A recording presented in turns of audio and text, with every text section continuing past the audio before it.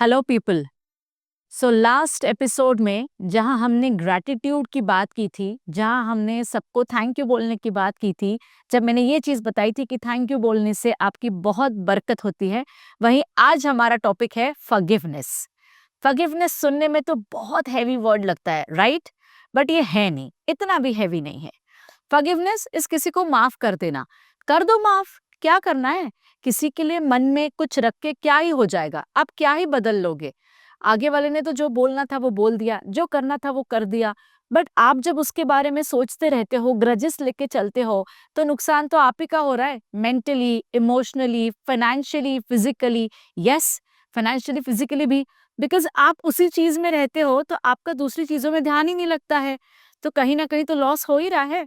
अब जो व्यूअर्स मुझे देख रहे हैं, जो मुझे सुन रहे हैं, आप लोग सोच रहे होंगे इनको क्या है, इन्होंने कहा किसी को फॉरगिव किया होगा, बोलने में तो इनको इजी लग रहा है, पर कभी इन्होंने किया है?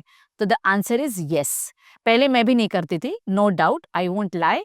आई never use to do this.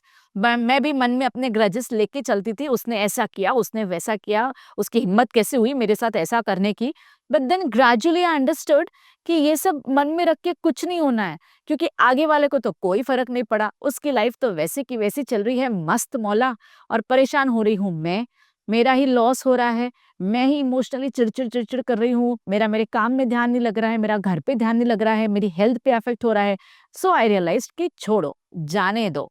वो बोलते हैं ना, कर्मा बैकफायर्स, है कर्मा, देख लेंगे वो लोग। इसी बात पे मैं आपको एक कहानी सुनाती हूँ। एक बार एक कारपेंटर था जिसका नाम था राजू। राजू लकड़ी के खिलौने बनाता था, बहुत खुश था वो। लेकिन उसके मन में एक कोई बात बहुत सालों से खा रही थी, वो थी उसके छोटे भाई की बात। दोनों, राजू का एक भाई था राम। इन दोनों भाइयों में बहुत प्यार था। दोनों ने बचपन में सोचा था कि दोनों भाई मिलके कारपेंटरी का बिजनेस स्टार्ट करेंगे, इसलिए दोनों मिलके पैसे जमा करते थे। पर एक दिन राम ने उस कारपेंटरी के बिजनेस के लिए जो पैसे जमा किए थे, उसमें से कुछ पैसे निकाल लिए, क्योंकि उसे जुए की लत लग गई थी। Yes, gambling. उस गैम्बलिंग में वो पैसे हार गया था। बट उसने सोचा कि अब मैं राजू को बिना बताए पैसे निकाल लेता हूँ, वक्त आने पे मैं उसमें वापस पैसे भर दूंगा तो राजू को पता ही नहीं चलेगा। बट ऐसा नहीं हुआ। राजू को पता चल गया, उन दोनों में लड़ाई हुई और उन दोनों के रास्ते अलग हो गए।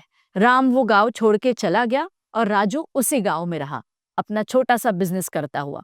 बहुत सालों तक दोनों में कोई बातचीत नहीं थी। अचानक एक दिन एक ईमेल आया जिसमें लिखा था कि राजू बहुत बीमार है और राम को बुला रहा है मिलने के लिए। राम ने बहुत सोचा, रात भर सोचा, और दूसरे दिन उसने सोचा चलो कोई बात नहीं, मेरा ही भाई है, जाके मिल लेता हूँ। जैसे ही हॉस्पिटल गया, वो देखता क्या है, राम तो बहुत बीमार है।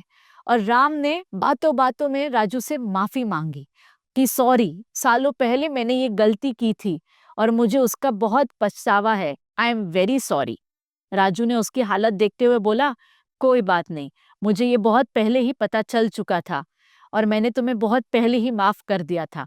बस ये बोल के दोनों भाई गले लगे। राम वापस गांव चला गया, उसने वापस उसका कारपेंटरी का बिजनेस संभाला और उसने एक नया कारपेंटरी का शॉप खोला जिसका नाम रखा ब्रदर्स वुडवर्क्स, जो उन दोनों भाइयों का मिल के सपना था। Moral of the story is, forgiveness cannot change the past, but yes, it can change your heart. And sometimes it is all that matters. It means forgiveness, किसी को माफ करने से आपका पास्ट तो नहीं बदल जाएगा। जो जिसने आपके साथ गलत किया है, जो आपको हर्ट हुआ है, उसको तो आप बदल नहीं सकते हो।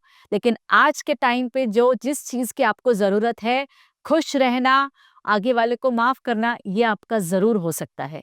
That's why friends, keep it in mind. कोई कुछ भी करे, let them do, forgive them. Forgive them for every wrong that they have done. आपके लिए किसी ने कुछ भी गलत बोला हो, गलत किया हो, माफ कर दीजिए। उसे एक दिन खुद की गलती का पछतावा खुद ही हो जाएगा। Trust me. Thank you.